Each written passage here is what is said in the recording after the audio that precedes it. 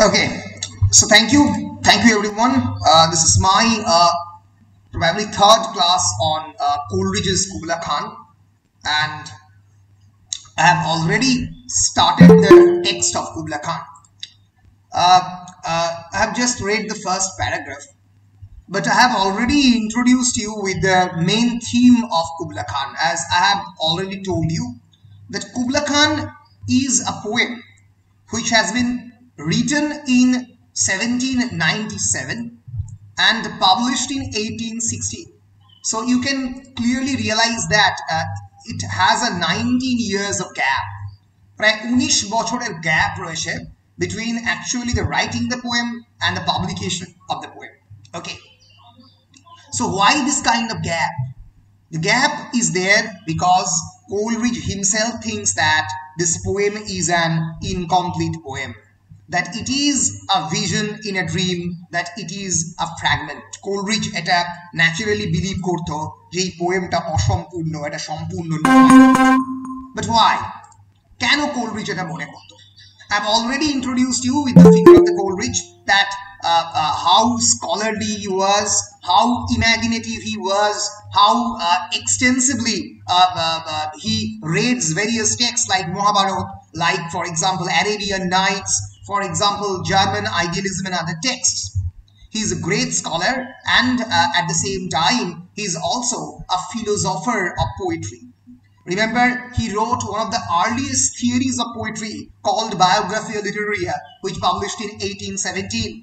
যার সম্পর্কে আমি আগের ক্লাসে তোমাদেরকে বলেছি, which actually talks about the primary imagination, secondary imagination, the difference between imagination and fancy. এই জিনিসগুলো আমি অলরেডি আগের ক্লাসে আলোচনা করেছি।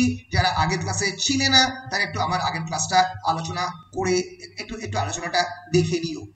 He always talks about the asemplastic power of the imagination, that is the unifying capability of holding things together, the unifying capability of visualizing all things in the world. গোটা পৃথিবীর সমস্ত কিছুই যে এক এবং অদ্বিতীয় একটা জিনিস থেকে অরিজিনেট করেছে, এই বিষয় কিন্তু স্ট্রংলি এবং ফার্মলি বিলিভ করতেন স্যামুয়েল টেলর কোলরিজ।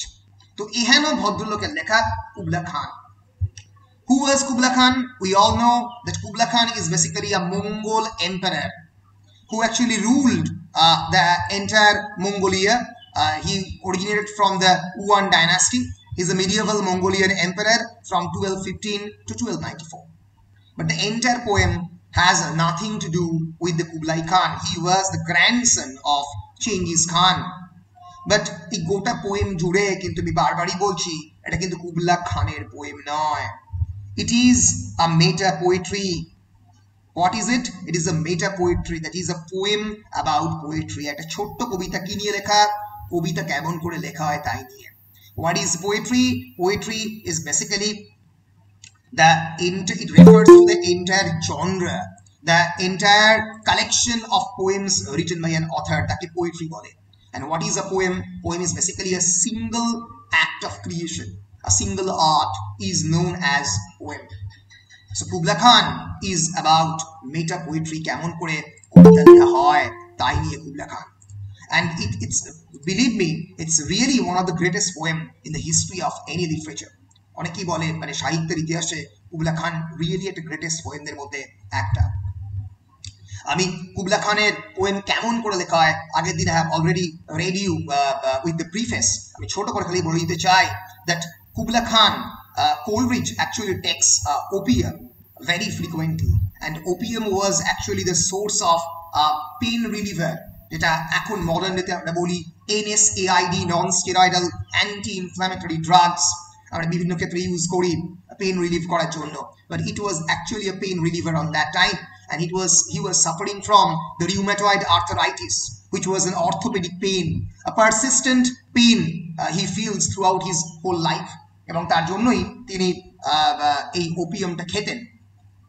তো কোনো একদিনে তিনি Parcus's Pilgrimage, which was actually a travelogue about the Mongolian emperor's palace, Kubla খানের প্যালেস নিয়ে লেখা একটা ট্রাভেলগ, সেটা পড়তে পড়তে দুপুরবেলা শুয়ে পড়ে, and he was taking opium.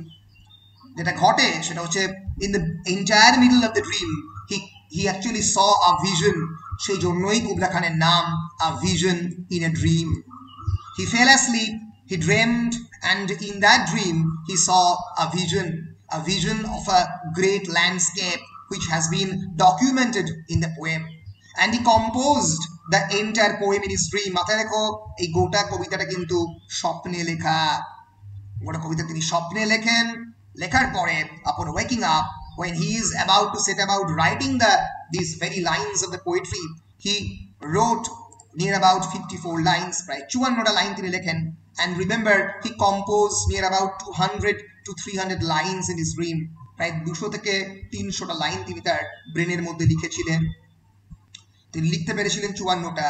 then a man from Porlock suddenly started knocking the door, টক টক টক করে দরজায় ধাক্কা দিল, তিনি ফিরলেন, তার সঙ্গে কথা বললেন জমি জমা সংক্রান্ত বিভিন্ন মেটেরিয়ালিস্টিক ম্যাটারে।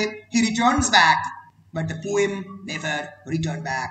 তিনি ফিরলেন তার পড়ার টেবিলে, চেষ্টা করলেন কবিতাটা লিখতে, কিন্তু কবিতা আর ফিরল না। 54 লাইনের পরে স্যামুয়েল টেলর কোলরিজ আর লিখতে পারেননি, কারণ দ্য এন্টায়ার ড্রিম ডিসলভস। সামহাউ যে ভিশনটা তিনি দেখেছিলেন, দ্য রাইমিক প্যাটার্ন যার উপর ভিত্তি করে তিনি কবিতাটা লিখতেন, সেটা পুরোটাই তার ব্রেন থেকে হারিয়ে গিয়েছে। কবিতা আর লিখতে পারলেন না, and hence Coleridge never tried to publish the poem. He composed the poem around 1797, but he didn't publish the poem until 1816, যখন তার বন্ধু Lord Byron, another second generation of the romantic poets, তাকে বারবার বলে লেখো লেখো লেখো, তখন তিনি পোয়েমটাকে ইনকমপ্লিট আকারে পাবলিশ করেন। ফলে আমি আগের দিন ডিসকাস করছিলাম তোমাদের দিকে 10 নম্বরের প্রশ্ন আসতে পারে। সেই 10 নম্বরের প্রশ্নের মধ্যে যে প্রশ্নটা খুবই খুবই বারবার পড়ে সেটা হচ্ছে Kubla Khan as an incomplete poem, Kubla Khan as a fragment. Why the word fragment has been included in the title of Coleridge's Kubla Khan, এই প্রশ্নটা কিন্তু মাঝে মাঝেই পড়ে। এছাড়াও যে প্রশ্নগুলো আসে তার মধ্যে আসে for example Kubla Khan as a romantic poem, the supernatural elements in Kubla Khan, very important, supernatural elements in Kubla Khan। somehow ওই ফাইলটা খুলছে না কেন আমি বুঝতে পারছি না, একটু সময় লাগছে। For example supernatural poem in Kubla Khan as a romantic poem, Kubla Khan as a poem about poetic creation, and Kubla Khan as a fragment। এই চারটে প্রশ্ন মোটামুটি ভালো করে তৈরি করে যাবে পরীক্ষার জন্য।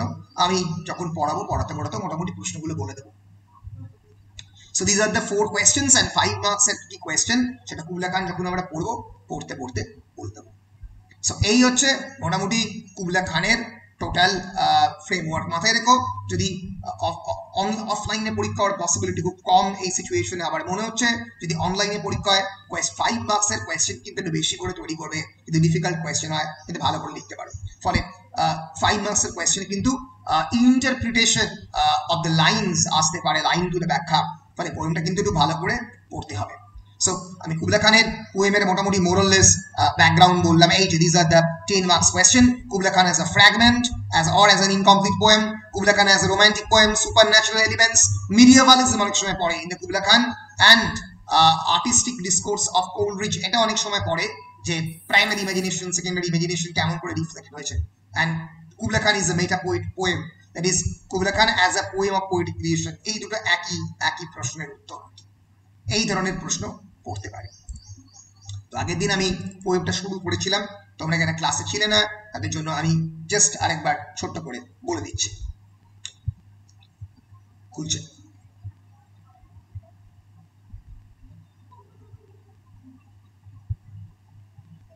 সময় লাগছে সামহাউ, কেন বুঝতে পারছি না। ঠিক আছে, কোনো অসুবিধা নেই। আমি পোয়েমটার লাইনগুলো এখান থেকে আবার তুলে এখান থেকে বলে দিচ্ছি, তাহলে তোমাদের কোনো সুবিধা হবে, কোনো অসুবিধা হবে।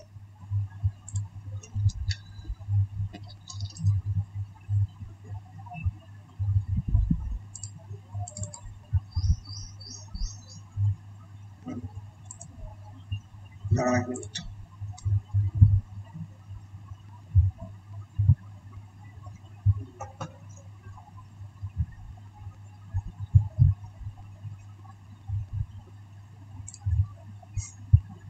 ঠিক আছে, একটু প্রবলেম করছে, দাঁড়াও এটা খুলি।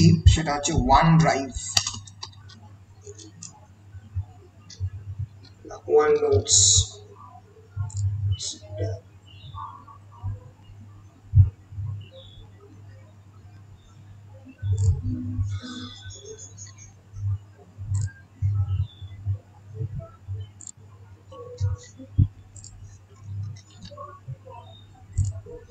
হ্যাঁ, দিনের ক্লাসে আমি মোটামুটি পোয়েমটাকে নিয়ে বলতে শুরু করেছি।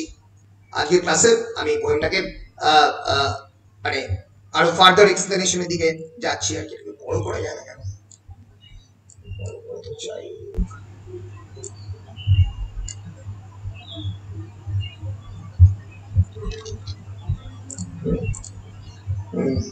তোমরা কি দেখতে পাচ্ছ মোটামুটি?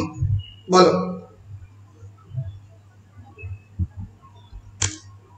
স্ক্রিনটা তো বড় করা যায়, ওটা দেখে নিলে হবে। স্ক্রিনটা কোথায় বড় করা যায়? না না, মোবাইলে হয় সেটা, আমাদের ক্ষেত্রে। ও তোমাদের ক্ষেত্রে, হ্যাঁ হ্যাঁ হ্যাঁ। তোমরা তোমরা কি মোটামুটি স্ক্রিনটা বড় করতে পারবে তো চাইলে? বেশ বেশ, ঠিক আছে, বেশ। আমি আগের দিন এই লাইনটা পড়িয়েছিলাম, আজকে আবার এই জায়গাটা দিয়ে শুরু করছি। আমি বারবারই বলছি, this is a meta poem, a poem about poetic creation. For example, the poem begins with these lines. যারা আগের দিন পড়েছো আমার সঙ্গে তারা মানেটা বলতে পারে। In Xanadu did Kubla Khan a stately pleasure dome decree, where Alf, a sacred river, ran through the caverns measureless to man, down to a sunless sea. এবার তোমরা আমাকে বলো যে এখানে কি বলা হচ্ছে। In Xanadu, what is Xanadu? Xanadu কি? Xanadu. Any idea? Xanadu কি? রাজ্য। রাজ্য। বেসিক্যালি এই পোয়েমের, আমি বারবারই বলছি, দুটো মানে রয়েছে। There is a two layered meaning which is hidden inside the poem. For example, যদি আমি পোয়েমটাকে ওপরের দিক থেকে পড়ি, সেটা হচ্ছে in Xanadu did Kubla Khan. Xanadu is basically the summer capital of the Mongolian emperor Kubla Khan. In Xanadu he actually Northern China. Absolutely, কি বলছো? Northern China. Yes, Florence, China. চায়নার যেটা পার্ট, মঙ্গোলিয়া আমি আগে দেখেছিলাম যে actually চায়নার উত্তরের দিকে একটা রাষ্ট্র, যেখানে প্রায় 70% মানুষ nomad. So in Xanadu did Kubla Khan a stately pleasure dome decree. What is pleasure dome? Pleasure dome is basically a space for entertainment. একটা বিরাট বড় প্যালেস, একটা প্যালেশিয়াল ক্রিয়েশন, যেটাকে ইউজ করা হয় একটা কিং বা কুইনের এন্টারটেনমেন্টের জন্য। প্লেজার ডোম সেটা for the practising of the art or the practising of the dance form, যে কোনো কারণের সাথে ব্যবহার করা যেতে পারে। স্টেটলি মিনস পম্পাস, ম্যাজেস্টিক, রাজা রাজাদের মতো করে তৈরি করা একটা বিরাট বড় জিনিস। Stately means majestic. Okay, in Xanadu did Kubla Khan a pleasure dome decree, where Alf is the name of a sacred river. সেই pleasure dome এর পাশ দিয়ে একটা নদী চলে গেছে যার নাম হচ্ছে Alf. Ran through caverns measureless to man. সেই নদীটা গেছে caverns measureless to man. Caverns means various dens, গুহা, যে গুহাটা সাবটেরিনিয়ান কেভস, যেগুলো জলের তলায়, measureless to man. হ্যাঁ, deep cave, এবং সেটা গেছে down to a sunless sea. Sunless sea means যেখানে সূর্যের রশ্মি, the ray of the sun cannot able to penetrate. সূর্যের রশ্মি এখানে ভেতরে ঢুকতে পারে না। So আমরা বুঝতেই পারছি, from this there is a description of a landscape, or rather the description of a sea and a landscape, and the description of the entire summer capital of the Xanadu, and we are being introduced with the personality of the Kubla Khan. এটা তো পরিষ্কার দেখে বোঝাই যাচ্ছে যে it's a description of a palace. কিন্তু যেটা মুশকিল সেটা হচ্ছে যে এই অংশটা পড়ে এর মধ্যে কবিতা কোথায়? এই যে প্রশ্ন বারবার পরীক্ষায় আসে, কি যে প্রশ্নটা বারবার পড়েছে, that Kubla Khan is basically a poem of poetic creation, এর মধ্যে কবিতাটা কোথায় হিডেন? এর মধ্যে লুক্কায়িত অবস্থায় কবিতা কোথায় রয়েছে সেটা তোমাকে বলতে হবে। এনিওয়ান? আগের দিন বলেছিলাম, বলতে পারবে কেউ?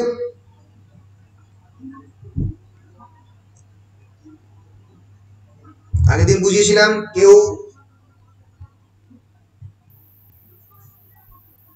বেশ আমি আরেকবার বলে দিচ্ছি, ভালো করে জেনে রাখো। যদিও এটা আমার ইন্টারপ্রিটেশন, কিন্তু অনেকে আমার সঙ্গে একমত নাও হতে পারে। কিন্তু এইভাবে ছাড়া তোমরা কুবলা খানকে কখনোই as a poem of poetic creation হিসেবে প্রমাণ করতে পারবে না। আমি বিশ্বাস করি না that Kubla Khan is a fragment, আমি বিশ্বাস করি ইটস আ হোল পোয়েম, যেটা অনেক ক্রিটিকরা মনে করেন, আমি তাদের পক্ষে। Kubla Khan is a whole poem এবং it's actually a poem of poetic creation. যদি ভালো করে দেখো তাহলে বুঝতে পারবে the poem actually begins with the word Xanadu. Xanadu is the name of the city, state or capital. If you pronounce the word Xanadu, it actually begins with the word Zek, Za-na-du. শুরু হচ্ছে যা দিয়ে, যখন এই যা উচ্চারণ করছো, Z is actually the last letter of the English alphabet.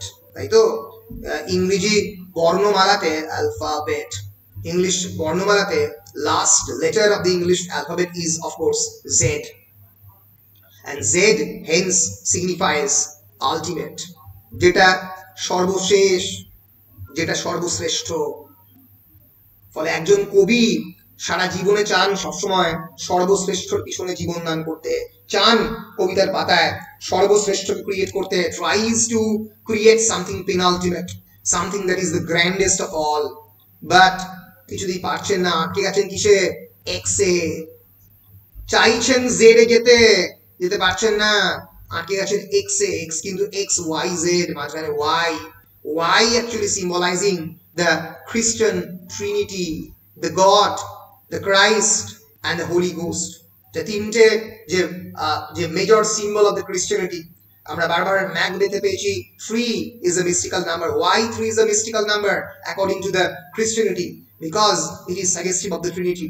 যে কোনো পলিথেইস্টিক রিলিজিয়নেও 3 একটা খুব ইম্পর্টেন্ট সংখ্যা, ব্রহ্মা, বিষ্ণু, মহেশ্বর। Christianity তো তাই, it refers to God, Christ and the Holy Ghost. চাইছেন অ্যাচিভ করতে আলটিমেট জিনিস, আটকে গেছেন এক্সে। জানাডু শুরু হচ্ছে এক্স দিয়ে। একজন কবি সারা জীবন যে জিনিসটার সঙ্গে লড়াই করেন সেটা হচ্ছে ডিসস্যাটিসফ্যাকশন, অসম্পূর্ণতা, গ্রোয়িং ডিসস্যাটিসফ্যাকশন। চাইছেন আলটিমেট ক্রিয়েট করতে কিন্তু পাচ্ছেন না, কবির ভগবান হয়ে ওটা হচ্ছে না। আমরা গোটা কবিতা জুড়ে বিভিন্ন জায়গাতে এইরকম ইমেজারি দেখতে পাবো। The poet is unable to achieve the ultimate thing. তার জন্য যে ল্যামেন্টেশন, তার জন্য যে কনস্ট্যান্ট পেইন, তার জন্য যে অ্যাগ্রেশন, সেটা গোটা কবিতা জুড়ে রয়েছে। In Xanadu, did Kubla Khan a stately pleasure dome? What is pleasure dome? What's the exact architectural construction of the pleasure dome? এরকম দেখতে হয় pleasure dome, ডোমের আকৃতি, গম্বুজের আকৃতি। It actually refers to the womb, মাতৃগর্ভ, যখন একজন মহিলা একজন সন্তানের জন্ম দেন, তখন তার মাতৃগর্ভে সন্তানকে যেরকম লালন পালন করে, কবিতাকে একজন কবি by completely sacrificing his or her gender, important নয় যে কবি কি জেন্ডার, সে পুরুষ না মহিলা, সে কিন্তু কবিতাকে নিজে প্রসব যন্ত্রণা ভুগে জন্ম দেয়, by tolerating the pain of the pregnancy. So stately pleasure dome decree, একটা stately pleasure dome decree করলেন, কমেন্ট করলেন ক্রিয়েট করতে, as if করলি যে স্বপ্নের মধ্যে কেউ একজন, কোন একজন ট্রান্সেন্ডেন্টাল ফিগার, তাকে বললেন কবিতা লেখো। And where Alph, the sacred river, ran, Alph at the same time becomes actually the river of the alphabet, বর্ণমালার নদীতে পরিণত হচ্ছে। Alph শব্দটা এসেছে অ্যাকচুয়ালি গ্রিক ওয়ার্ড আলফা থেকে। সরি আলফা, তোমরা অনেকেই নাম শুনেছো। Alpha is actually the first letter, the first alphabet, alpha, beta, gamma, যেখান থেকে A, B, C এবং পৃথিবীর সমস্ত ধরনের বর্ণমালার কনসেপ্টটা এই গ্রিক বর্ণমালা থেকে এসেছে। Where Alph, the sacred river, river আর ফিজিক্যাল রিভার থাকছে না, বর্ণমালা নদী হয়ে উঠছে, ran through caverns measureless to man down to a soundless sea, the subterranean caves measureless to man, যাকে মাপা যায় না। এরকম কি হতে পারে যে কোনো কেভ মাপা যায় না? হতেই পারে না, কারণ মানুষ মাউন্ট এভারেস্টের দৈর্ঘ্য মেপে ফেলেছে, নদীর ভিতরের সমুদ্রের দৈর্ঘ্য পরিমাপ করেছে, গ্র্যান্ড ক্যানিয়ন থেকে ব্ল্যাক হোল সবকিছু দেখেছে, তাদের কিসের পরিমাপ করা যায় না। মাইন্ড, হিউম্যান মাইন্ড, মানুষের মন পরিমাপ করা যায় না। কত পরিমাণে ভালোবাসা, কত পরিমাণে দুঃখ, কত পরিমাণে যন্ত্রণা তার মধ্যে রয়েছে, মেজার করা যায় না। Through caverns measureless to man, unable to measure the unfathomable depths of the cavern. Measure করতে পারছে না যে এক্স্যাক্টলি ক্যাভার্ন কতটা গভীর। মানুষের মনের গভীরতাকে বোঝানো হয়েছে down to a sunless sea. Sunless sea actually signifies the death, মৃত্যুকে সিগনিফাই করছে সানলেস সি। কবিতার মৃত্যু, কোন একটা জায়গায় গেলে কবিতার মৃত্যু হয়, যেরকম নদী গিয়ে সমুদ্রে মেশে, এখানে নদী গিয়ে সমুদ্রে মিশছে, কিন্তু হিয়ার দ্য সানলেস সি। দিদি দিদি বিলাস এসছে কোচি, down to a sunless sea, এখানে গিয়ে নদী সমুদ্রের মধ্যে গিয়ে মিশছে। এখানে নদী বলতে কবিতা, যে কবিতা মানুষ হয়তো কোনোদিন মনে রাখবে না, যেটা অনেক ক্ষেত্রেই তোমরা শেক্সপিয়ারের মধ্যে পেয়েছো, the constant anxiety regarding the immortalisation of his friend. তার বন্ধু মারা যাচ্ছে, তাই নিয়ে তার মধ্যে যে কনস্ট্যান্ট অ্যাংজাইটি সেটা ফিল করছে, মানে বন্ধুকে বাঁচিয়ে রাখতে চায় কবিতার মধ্যে দিয়ে। সেরকম কোলরিজও কবিতাকে বাঁচিয়ে রাখতে চায়, কিন্তু constant anxiety of the death, তার মধ্যে তো কবিতার মৃত্যু ঘটবে। So down to a sunless sea actually referring to the death. তাহলে বুঝতে পারছো এই লাইনের মধ্যে দিয়ে কিন্তু মুহূর্তের মধ্যে there occurs a transformation of the landscape into mindscape. তোমরা তো মনে করছো এটা একটা ল্যান্ডস্কেপের ডেসক্রিপশন, যেখানে জানারু হচ্ছে সামার ক্যাপিটাল, যেখানে বিরাট বড় সত্যি প্লেজার ডোম রয়েছে, না, এটা মাইন্ডস্কেপের ডেসক্রিপশন, মানুষের মনের ডেসক্রিপশন, যেখানে কেমন করে কবিতা তৈরি হয় তার কথা বলছে। হ্যাঁ বলো, কেউ কিছু একটা বলবে। স্যার বলছি তাহলে এখানে কুবলা খান বলতে কবি নিজেকেই বোঝাতে চেয়েছেন? এটা অনেকেই বলে Kubla Khan perhaps the Mongolian empire is a creator, হয়তো নিজে নয়, যে কোনো পোয়েটিক ক্রিয়েটরকে বোঝানো হচ্ছে। Any kind of poetic creator যদি কবিতা লেখেন, যারা কনস্ট্যান্টলি ডিসস্যাটিসফ্যাকশনের মধ্যে দিয়ে যায়, যারা যন্ত্রণার মধ্যে দিয়ে যায়, যারা কবিতা লেখা বা সাহিত্য কৃষ্টির মধ্যে একটা প্রায় প্রসব যন্ত্রণা অনুভব করেন, the pain of the pregnancy, যারা এই ধরনের ফিলিং বোঝেন, তাদেরকেই কবি কুবলা খান বলছেন। It is not referring to the great medieval Mongolian emperor of the Yuan dynasty, but rather every poetic creators, যারা সাহিত্য চর্চা করেন, যারা কবিতা লেখেন। বলো, যতটা পড়ালাম পরিষ্কার? হ্যাঁ স্যার। বেশ, নেক্সট লাইনে যাচ্ছি, নেক্সট প্যারাগ্রাফে। বলো। তাহলে তো এটার ফ্র্যাগমেন্ট থাকবে না? থাকবে না তো, সেজন্যই তো আমি Kubla Khan as a fragment হিসেবে দেখি না। বারবারই বলছি, আমি Kubla Khan as a fragment হিসেবে দেখি না। অনেক ক্রিটিকই আমার সঙ্গে দেখেন না। সুতরাং পরীক্ষায় প্রশ্ন আসে, Kubla Khan as a fragment or not establish, Kubla Khan as a it's a fragment or not, do you consider it as a fragment? তুমি কি এটাকে ফ্র্যাগমেন্ট হিসেবে কনসিডার করো? আমি করি না, অনেকে করতে পারে, অনেকে বলে এটা fragment. It is not a fragment. Coleridge মনে করতেন এটা ফ্র্যাগমেন্ট, পাবলিশ করতে চাননি। বায়রন মনে করতেন এটা ফ্র্যাগমেন্ট নয়, ইটস আ গ্রেট পোয়েম, সেগুলো এটাকে পাবলিশ করতে বলেছিল। আমি এগোচ্ছি। So twice 5 miles of fertile ground, so walls and towers were gathered round, and there were gardens bright with sinuous reels. Twice 5 into 2 into 5, 10 miles of fertile ground. প্রায় 10 mile জুড়ে উর্বর জমি, উর্বর মৃত্তিকা। ওয়ালস অ্যান্ড টাওয়ার্স, চারপাশে প্রচুর পরিমাণে Waals and towers তাকে ঘিরে রেখেছে। এই গার্ডেনকে ওয়ালস এবং টাওয়ার্স প্রোটেক্ট করে রেখেছে। এবার গার্ডল রাউন্ড, গার্ডল করা মানে তাকে ঘিরে রাখা। and there were gardens with bright sinuous reels. sinuous reels মানে ছোট ছোট নদী with zigzag patterns. Okay, small rivers, reels. Had blossomed many an incense-bearing tree. Incense means fragrance.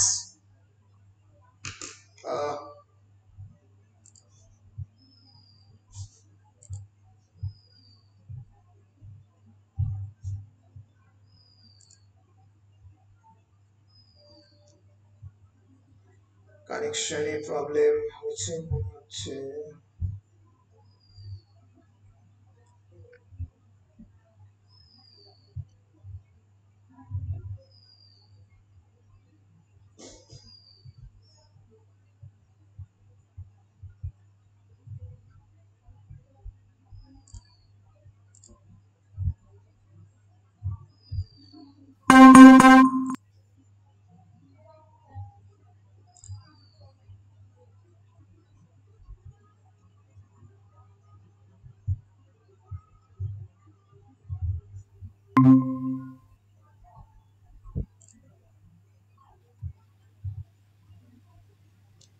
Hmm sorry আমার কানেকশনটা কেটে গিয়েছিল, তোমরা কি আমার কথা শুনতে পাচ্ছ?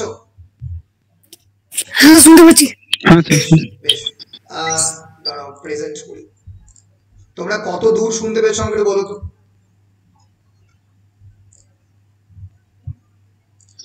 স্যার প্রথম এটা শুরু করলেন আজকে, so twice 5 miles of fertile ground. তার বেশ শুনতে পাবে আসলে। So twice 5 miles of fertile ground with walls and towers were gathered round, and there were gardens bright with sinuous wheels. So twice 5 means 5 into 2 is equal to 10 miles. So 10 miles of fertile ground, urbor jumi. This is actually the description of the pleasure dome, the description of the palatial creation of the Kubla Khan. So twice 5 miles of the fertile ground, Zanarur Modde, the description. With walls and towers, ঘিরে রেখেছে, with walls and towers girdled round.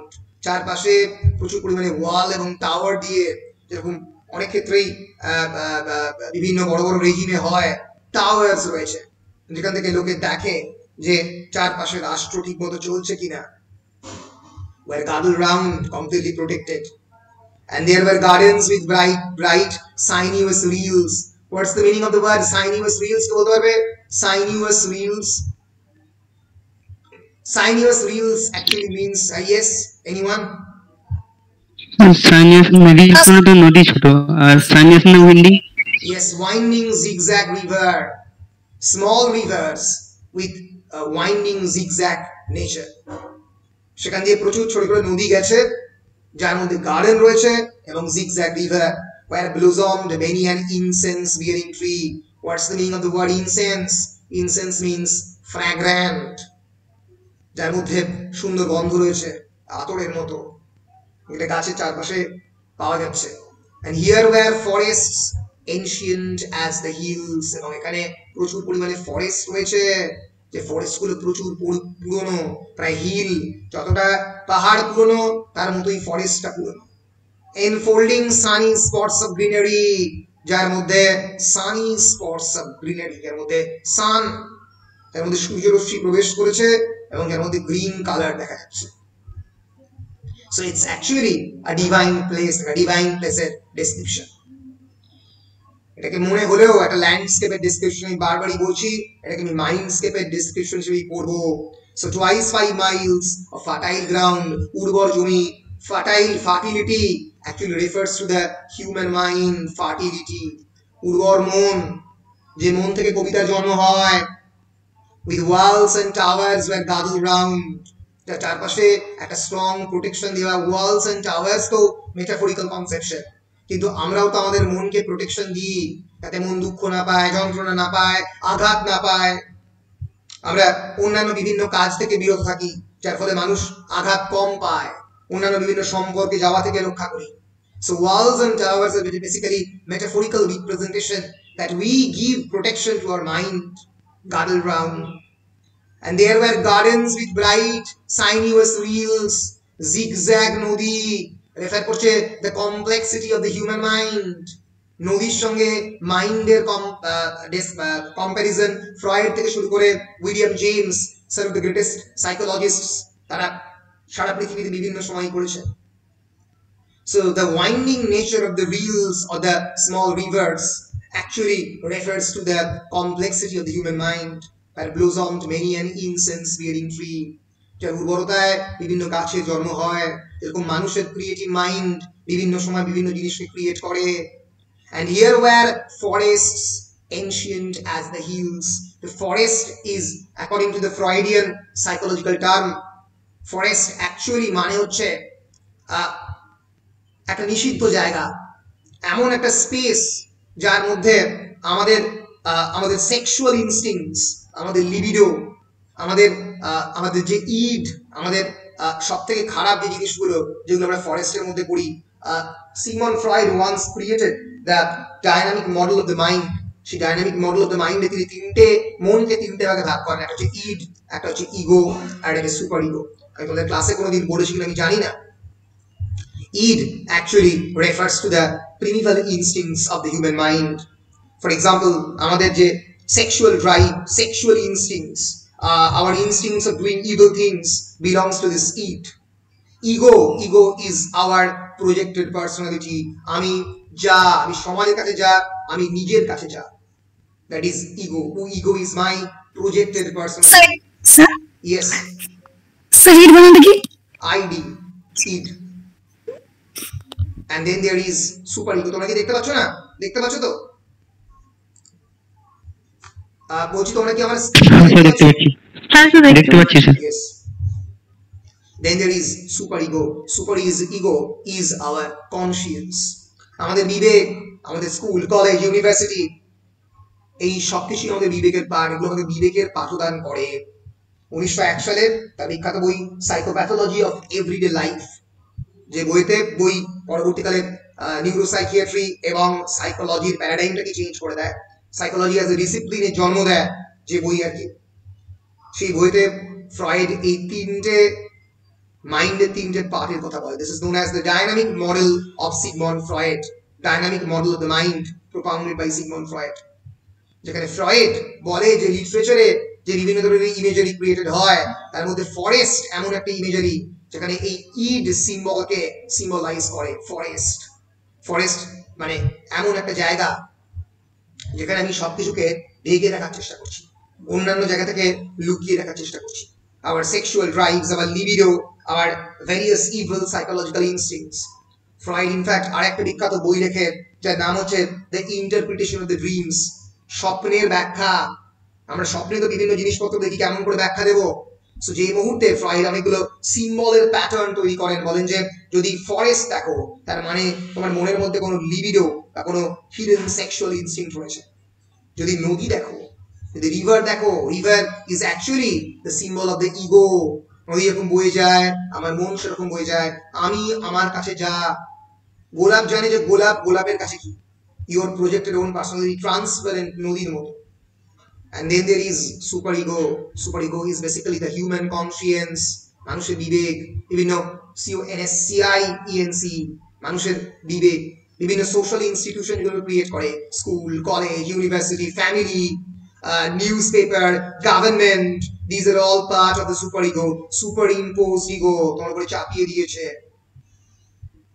ফলে এই যে description, এই description থেকে পরিষ্কার বোঝা যাচ্ছে যে here were forests ancient as the hills, এটা কোলরিজের juxtaposition of the opposite, juxtaposition of the opposites. Juxtaposition মানে কি? পাশাপাশি দুটো বিপরীতার্থক জিনিসকে রাখা, পাশাপাশি রাখা।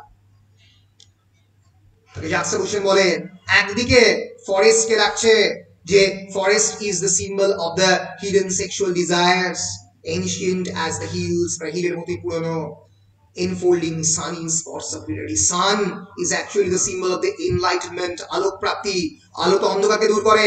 ফলে হিডেন তার সঙ্গে এক্সাক্ট অপোজিট জিনিসটাকে দিচ্ছে, sunny spots of greenery, green symbolizing the revitalization of the nature, the vitality of the human being, নতুন কিছু, যুব সম্প্রদায় যে নতুন করে তৈরি হয়। ফলে একদিকে হিডেন সেক্সুয়াল ইনস্টিংক্টস আর একদিকে নতুন কিছুটা। তো এই দুইয়ের মাঝখানে কবির মন রয়েছে। So this is actually the description of the fertile human mind of the poet. So twice 5 miles of fertile ground. Fertile ground refers to the fertility of the mind, with walls and towers were gathered round. চারপাশে walls এবং towers দিয়ে protect করা হয়েছে। And there were gardens with bright sinuous reels, তার মধ্যে ছোট ছোট নদী চলেছে। কিসের নদী? নদী রেফার করছে the complexity of the human mind, মানুষের মন যেরকম নদীর মতো এঁকে বেঁকে চলে। এরপরও ইমেজারি আমরা পাবো, where blossomed many an incense bearing tree. Incense bearing tree refers to the creativity, the creative instincts, the creative things created by the poets, created by the authors. Incense bearing tree, সেই incense bearing tree এর মধ্যে যে জিনিসটা থাকে সেটা হচ্ছে incense bearing tree কি, যা মানুষের মন ক্রিয়েট করে। সেটা লিটারেচার হতে পারে, পোয়েট্রি হতে পারে, নভেল হতে পারে। And here were forests ancient as the hills, সেখানে রয়েছে সেই সমস্ত ফরেস্ট যেগুলো প্রায় পাহাড়ের মতো পুরনো, symbolizing the hidden sexual desires, enfolding sunny spots of greenery, যার মধ্যে গ্রিন রঙের গ্রিনারি সিম্বলাইজিং সবুজ ঘাস, that symbolizes actually the vitality of the human life.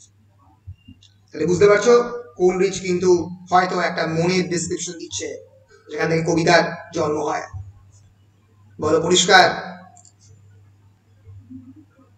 বলো বলো বলো। স্যার বলছে একটা ইগো বললেন আর একটা super ego. Super ego, id, ego and super ego. These three things. Id is actually the primeval sexual desires. Ego is basically symbolizing the projected personality, and superego is basically refers to the various social institutions like school, colleges, universities, various socio-cultural institutions that actually tries to teach you about the moral values, about the ethical values, about the axiological systems that is known as superego. যদি তোমরা type করো ইড ego সুপারইগো বলে তাহলে তোমরা ফ্রয়েডের dynamic মডেলটা পাবে। তোমরা পরবর্তীকালে সার্চ করে দেখতে পারো। Freud is a great Austrian and German psychologist, যিনি কিন্তু সম্পূর্ণরূপে বদলে দেন এই যে আমাদের ইগো কিন্তু কেবলমাত্র একটা আইসবার্গের টিপ দেখতে পাচ্ছ, মানে সূর্য রশ্মি যেখানে রয়েছে এটা আমরা আমাদের কাছে যা আমাদের সুপার ইগো, আমাদের সোসাইটি আমাদের যা শেখায় সেটা আমরা কেমন করে নিই আমরা জানি না। অন্যদিকে ইড আরো তলায় রয়েছে, আইসবার্গের তলায় আমাদের মন। ফলে দিস ইজ দ্য ফ্রয়েডকে একটা সময় কনসিয়াস, প্রিকনসিয়াস এন্ড আনকনসিয়াস লেভেল বলে, পরবর্তীকালে নামটা চেঞ্জ করে ইগো, সুপার ইগো এবং ইড বলে। Id is the basic impulses, basic sexual desires. হ্যাঁ একটা কথা ছিল, বলো দাঁড়াও। এই যে ego, id is basically the basic impulses, sex and aggression, seeking immediate gratification, irrational and impulsive, operates at the unconscious level. বুঝতে পারছো আইসবার্গের একদম তলায়। Ego executing, mediating between id impulses and superego. Superego আর ইডের মাঝখানে ইগো, যেটা আমি বলছিলাম তোমার কাছে তুমি যা, operates mainly at the conscious level. R superego is actually ideals and morality, যেটা তোমাকে যা জ্ঞান দেওয়া হয়, society becoming a persons conscience, তোমার বিবেক যেটা সোসাইটি তোমাকে দেয়। এবার এই দুটোর মাঝখানে ইগো ব্যালেন্স করে। যদি কোনো সোসাইটিতে সুপার ইগো বেশি হয়ে যায় সে খুব রিপ্রেসিভ পার্সোনালিটি হতে বাধ্য, কারণ জোর করে তার উপরে চাপিয়ে দেওয়া হচ্ছে। ফলে balancing between super ego and the id is a very critical thing for a person to succeed. বেশ, চন্দ্রা কিছু একটা বলছে, বল। বলছিলাম যে আপনি যে আইসবার্গটা দেখালেন, হ্যাঁ টাইটানিকও কিন্তু এটাই হয়েছিল। আপনি যে তিনটে বললেন ইড, ইগো, সুপার ইগো, এটার ফলেই হয়তো হয়েছিল। হ্যাঁ, এরকম তুমি ইন্টারপ্রেট করতে পারো, এরকম তুমি এইভাবে ইন্টারপ্রেট করে যেতে পারে সিনেমাটাকে অ্যাট লিস্ট, ঠিক আছে? যে মানে যখন দেখা যাবে পুরোটাই তখন ওটাই কিন্তু আসছে moral. Right right right right, absolutely এরকম তুমি ইন্টারপ্রেট করতে পারো যে iceberg is not an actual iceberg, এইভাবে যে ইটস অ্যাকচুয়ালি মেটাফরিক্যাল আইসবার্গ, এইভাবে তুমি বলতে পারো, বলতেই পারো। আচ্ছা, আর কেউ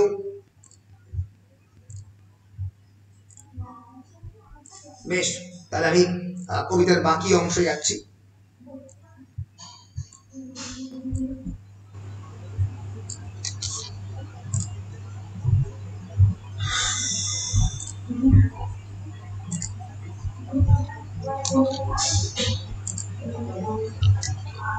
Yes, but oh, that deep romantic chasm which slanted down the green hill athwart a sedan cover. আচ্ছা, chasm মানে কি? CHSM, কোনো ফাটল বড় ফাটলকে chasm বলো। ফাটলকে chasm, a deep rooted a kind of gap between two themes তাকে chasm বলে। কিন্তু রোমান্টিক কেন বলেছি? why romantic? রোমান্টিক মানে কি? The word romantic actually here tries to signify not to the feeling of the love but to the feeling of mystery, যাকে পুরোপুরি বোঝা যায় না, কারণ ফাটলের তলায় কি রয়েছে আমরা তো জানি না। So romantic here refers to the mysterious space যাকে আমি এক্সপ্লোর করতে পারি না, আমি জানি না what is beyond it, এর বাইরে কি রয়েছে সেটা আমি জানি না, that is the romantic chasm. So the chasm means, romantic means ফাটলের মধ্যে কি আছে তার সম্পর্কে জানা, deep romantic chasm, গভীর ফাটল, which slanted. So romanticism actually which tries to recognize various feelings like mystery, wonder, like for example aggression, যেগুলোকে আগে এস্থেটিসিজমে ইনক্লুড করা হতো না, যেগুলোকে রোমান্টিক লিটারেচার ইনক্লুড করতে আরম্ভ করলো, মানে যেগুলো ফর এক্সাম্পল বেরিংডার সময় বা ফর এক্সাম্পল যখন রেপ অফ দ্য লক লেখা হচ্ছে তখন মিস্ট্রিকে বা ওয়ান্ডারকে বা অবজেক্ট অফ টেরার, হরার, এগুলোকে অ্যাজ রিকগনাইজড এস্থেটিক ফিলিং হিসেবে ধরা হতো না, রোমান্টিক পিরিয়ডে প্রথম ধরতে আরম্ভ করা হলো, তাই তো? ফলে সেই ফাটল যার সম্পর্কে জানা যায় না, the mysterious chasm which slanted down the green hill athwart. Slanting মানে যেটা গ্রিন হিলকে একদম মাঝ বরাবর বিভক্ত করেছে, আবার বলছি পাহাড়, symbolizing perhaps again the human mind, তার মধ্যে একটা chasm চলে গেছে।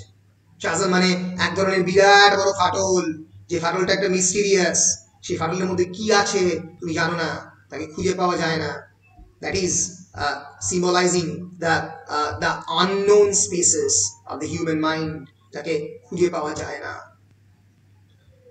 রোমান্টিসিজম তো এই আননোন স্পেস গুলো নিয়েই, এই আননোন জায়গাগুলো নিয়েই। ডাউন দ্য গ্রিন হিল অ্যাথওয়ার্ড, দুদিকে গ্রিনারি, গ্রিনারির মাঝখান দিয়ে চলে গেছে। অ্যাথওয়ার্ড আ সিডার্ন কভার। সিডার্ন কি? সিডার্ন হচ্ছে এক ধরনের ট্রি, এক ধরনের গাছ, সিডার্ন গাছ, সেই সিডার্ন কভারের উপর দিয়ে ফাটল চলে গেছে। A savage place. Savage means wild. Savage means wild. SAVAG. Savage means wild. বন্য জায়গা, যেখানে কোনো মানুষকে তখন খুঁজে পাওয়া যায় না। Savage means wild. As holy and enchanted. অদ্ভুত দুটো ওয়ার্ড। হোলি মানে কি? হোলি মানে sacred, and enchanted means magical. Magical and sacred কি একসঙ্গে এক্সিস্ট করতে পারে? কোলরিজের জায়গাতে এক্সিস্ট করছে। ম্যাজিক্যাল অ্যান্ড সেক্রেট, অলমোস্ট এমন একটা জিনিস যা পবিত্র এবং যার মধ্যে ম্যাজিক্যাল এবিলিটি আছে। As ever beneath a waning moon was haunted by a woman waiting for her demon lover. বিখ্যাত বিখ্যাত লাইন। As ever, এর 5 নম্বরের প্রশ্ন অনেক সময় পড়ে। As ever beneath a waning moon, waning মানে খসে যাওয়া, ওয়েনিং মানে অর্ধেক খাওয়া মুন, এটা আকাশের চাঁদে তোমরা দেখো, which is actually the base time. অনেকেই বলে যে ড্র্যাকুলা বা বিভিন্ন ধরনের গোস্ট, এই ধরনের প্রাণী বেরোবার আইডিয়াল টাইম হচ্ছে ওয়েনিং মুন, অমাবস্যার রাতের কাছাকাছি সময়। ওয়েনিং মুন ওয়াজ হন্টেড, যেন ওয়েনিং মুনের পাশে, ওয়েনিং মুনের তলায় যেন কেউ তাড়া করেছে। কে? a woman waiting for her demon lover, একজন নারী waiting for her demon lover, তার ডেমন লাভারের জন্য। ডেমন লাভার যে মুহূর্তে ইউজ করলো, সে কবিতার মধ্যে একটা গথিক এলিমেন্ট ঢুকিয়ে দিল, এর আগে যেটা ছিল না, গথিক এলিমেন্ট, অর্থাৎ element of the mystery, element of terror, an element of হরার।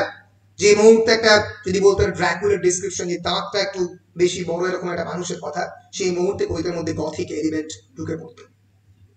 Gothic নভেলের কথা শুনেছো, রোমান্টিক পিরিয়ডের আগে ট্রানজিশনাল পিরিয়ডে গথিক নভেল লেখা হতো, কোলরিজের এই কবিতার মধ্যেও একটা গথিক এলিমেন্ট ঢুকিয়ে দেওয়া হলো। কোলরিজ এই কবিতাটা, যাকে যে বিষয়টাকে নিয়ে লিখছেন, অর্থাৎ পোয়েটিক ক্রিয়েটিভিটি, সেই পোয়েটিক ক্রিয়েটিভিটির একেবারে ক্লাইম্যাক্টিক পয়েন্টে আমরা পৌঁছেছি, রোমান্টিক পোয়েটিক ক্রিয়েটিভিটি। কারণ romantic poetic creativity is actually about mystery, যেটা এই চাজমের মধ্যে দিয়ে বোঝানো হচ্ছে। And down the green hill athwart a Syrian covered with a savage place, এমন একটা place which is completely savage, যাকে, যেটা বন্য, যাকে কন্ট্রোল করা যায় না। কবিতা আনকন্ট্রোলেবল হিউম্যান ফিলিংস নিয়ে লেখা হয়, অনিয়ন্ত্রিত হিউম্যান ফিলিংস, তাই savage. As holy and enchanted, ম্যাজিকও চাই, at the same time sacred, তাই তো কবিতা পড়ার জন্য, কবিতাকে লেখার জন্য মিউজকে অ্যাড্রেস করতে হয়। What is muse? Muse is the goddess of the poetry, the Greek goddess of the poetry, কবিতার অধিষ্ঠাত্রী দেবী। and perhaps this woman is the muse. কবিতার অধিষ্ঠাত্রী দেবী কাঁদছে কার জন্য? waiting for a demon lover. Demon lover is perhaps referring to the poet, কবির জন্য। কবি তো সাধারণ মানুষ নয়, কবির মধ্যে তো দানব সত্তা থাকলেই তবে দানবীয় কবিতা লিখতে পারবে। জায়ান্ট লাইক ইনস্টিংক্ট রয়েছে বলেই তো কবি জায়ান্ট লাইক পোয়েট্রি লিখতে পারে, জাইগান্টিক সাইজ পোয়েট্রি। সাধারণত যে কোনো কবিতায় কবি generally wails for the muse to come, সেটা আমরা মিল্টন থেকে শুরু করে অন্যান্য সবার ক্ষেত্রে দেখেছি। কবিতা শুরু হয় উইথ দ্য ইনভোকেশন, কবিতা শুরু হয় গডেসকে ইনভোক করে, যে গডেস এসো আমার কবিতায় বসো। Be it Milton's Paradise Lost or Bacchus's Metamorphosis, it begins with an invocation. কিন্তু ইনফ্যাক্ট বেরিন্ডার রেপ অফ দ্য লকের মধ্যে আমরা ইনভোকেশন দেখেছি, কিন্তু এই কবিতাতে, কবিতার ক্ষেত্রে এখানে উল্টোটা হচ্ছে। এখানে কবিতার অধিষ্ঠাত্রী দেবী একজন গ্রেট পোয়েটিক ক্রিয়েটরকে চাইছেন। ফলে ক্রাইসিস অফ দ্য পোয়েট্রি, কবিতার যে ক্রাইসিস, তার মোমেন্টে একজন সত্যিকার গ্রেট পোয়েটের প্রয়োজন বলে কোলব্রিজ মনে করছেন। So demon lover is perhaps referring to the poet himself or any poet in general, and the woman waiting for a demon lover referring to the goddess of poetry. And the chasm is actually referring to the mysteriousness of the human nature, যেটা খানিকটা ঢাকা পড়ে যায়, যাকে নিয়ে কবিতা লেখা হয়, কবিতা যাকে নিয়ে এক্সপ্লোর করার চেষ্টা করে। বলো, কারো কোনো প্রশ্ন থাকলে? আয়েশা, কি কোনো প্রশ্ন আছে? আয়েশা রেজড আ হ্যান্ড বলেছে। আচ্ছা আচ্ছা আচ্ছা, প্রশ্ন কার কোন আছে? এই প্যারাগ্রাফ নিয়ে কারো কোনো প্রশ্ন? স্যার এই প্যারাগ্রাফটা আরেকবার বলে দিন। আচ্ছা, বাই ভালো করে বোঝো। But oh, the deep romantic chasm which slanted down the green hill athwart a cedarn cover. A deep romantic chasm actually means, chasm মানে একটা ফাটল, যেটা পাহাড়ের মাঝখান দিয়ে বেরিয়ে গেছে, down the green hill athwart a cedarn cover, cedarn গাছ বরাবর, পুরো পুরো the entire mountain is covered with the cedarn trees, with the cedarn trees, with the greeneries, তার মাঝখান দিয়ে একটা বিরাট বড় ফাটল বেরিয়ে গেছে। A savage place, a place which is wild. বারবার বলছি, savagery is basically actually the symbol of uncontrollable things. বন্য জায়গা, নিয়ন্ত্রণের বাইরে। forest is an uncontrollable place, and hence symbolizing the sexual instincts. As holy and enchanted, পবিত্র এবং তার সঙ্গে সঙ্গে enchanted magical things ও যার মধ্যে হতে পারে। বারবার বলছি, কোলব্রিজ এই juxtaposition of the opposites করতে ভালোবাসেন কবিতার মধ্যে, বিপরীতার্থক জিনিসকে পাশাপাশি বসান, তবেই তো গ্রেটেস্ট পোয়েট্রি ক্রিয়েট হবে। এরপরে আমরা দেখবো ফায়ার এবং আইসকে পাশাপাশি বসাবেন। As ever beneath a waning moon was haunted, and a gothic element তৈরি করার চেষ্টা করলেন, যে এমন একটা savage place কিরকম না, যেরকম ভাবে as beneath a waning moon was haunted, যেরকম ভাবে আধ খাওয়া চাঁদের তলায়, যেরকম ভাবে কোনো নারী যদি তার ডিমন লাভারের জন্য হাউতাশ করে, ওয়েল করা মানে হাউতাশ করা, কান্না, সেই রকম একটা জায়গা এখানে ক্রিয়েট করেছে। This woman waiting for a demon lover symbolizing a man with demonic instincts. অনেকেই আমরা এর পরেও দেখবো কবিকে অনেকে ডেমন বলেন। কেন? অনেকে মনে করেন যে কবিতা সোসাইটির পক্ষে ভালো নয়, কবিতা মানুষকে নষ্ট করতে পারেন। প্লেটো তার বিখ্যাত বই ফিদ্রাস, Phaedrus, it's a famous dialogue, তাতে he actually banished poets and also from his Republic তার বিখ্যাত বই সক্রেটিক ডায়ালগ, যেখান থেকে তিনি সমস্ত কবিকে, he banished all the poets from his Republic. উনি মনে করতেন যে মানুষের কেবলমাত্র জিওমেট্রি এবং জিমন্যাসিয়াম এই দুটি করার প্রয়োজন আছে, অঙ্ক আর ফিজিক্যাল এক্সারসাইজ, তার মধ্যে দিয়েই মানুষ কেবলমাত্র নিজেকে প্রপারলি গড়তে পারবে। because both the things actually teaches us the story of the proportion. কতটা অবধি এগোবো আমাদেরকে জানাবে। কবি আমাদের বলে না আমরা কতটা দিয়ে এগোবো, কবি আমাদের বাউন্ডারি ব্রেক করতে সাহায্য করে। ফলে কবিদেরকে আইডিয়াল রিপাবলিক থেকে ব্যানিশ করেন প্লেটো। ফলে poet has all the quality of becoming a demon. পোয়েটের একটা ডেমন হওয়ার সমস্ত ধরনের ইনস্টিংক্ট, সমস্ত ধরনের মানে কি বলবো পসিবিলিটি রয়েছে। Here the woman is actually referring to the goddess of the poetry, যার যখন ডেমনের প্রয়োজন সোসাইটির বাউন্ডারি গুলোকে ভাঙার জন্য। তো এই জায়গাতেই পোয়েট তার যে রোম্যান্টিক এস্থেটিসিজম, তার যে রোম্যান্টিক নন্দনতত্ত্ব, এর মধ্যে কিন্তু অনেক ধরনের কাজ হচ্ছে প্যারাগ্রাফের মধ্যে। কি কাজ? একটা গথিক এলিমেন্ট ক্রিয়েট হচ্ছে, একটা atmosphere of the হরার and terror, একটা স্যাভেজারি হরার এন্ড টেরার ক্রিয়েট করছেন তিনি। কিন্তু তবে কিন্তু এই ডেমন কথাটা দেখে একটা ভয় পাচ্ছ, এমন এক প্রথম দিককার যে অ্যাটমসফিয়ার এখানে কিন্তু চেঞ্জ হলো। প্রথম দিককার অ্যাটমসফিয়ার হচ্ছে একটা গ্রিনারি, একটা খোলা জায়গা যেখান দিয়ে নদী যাচ্ছে, সেখান থেকে কিন্তু একটা সম্পূর্ণ অজানা জায়গায় এনে ফেললেন তোমাদের কবি। কবিতা কিন্তু অজানা ইনস্টিংক্টের কথা বলে, নাম না জানা একটা জায়গার কথা, যেখানে হয়তো কুবলা খানও কোনোদিন পৌঁছতে পারেনি তার এম্পায়ারের, কিন্তু এখানে প্রায় কবি সেখানে ট্রাভেল করছেন যেন একটা হেলিকপ্টারের থ্রু দিয়ে। কারণ এই সব জায়গায় তো যাওয়াটা সম্ভব নয়, চাজামের মধ্যে ঢুকবেন কেমন করে?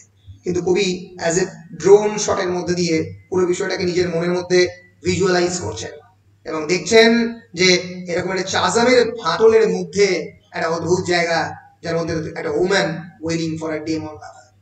Demon lover is the poet, woman is the goddess of the poetry, muse.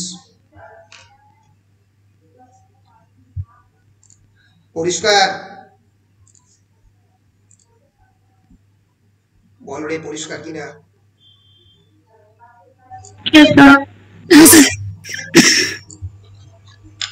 Next জায়গায় যাচ্ছি।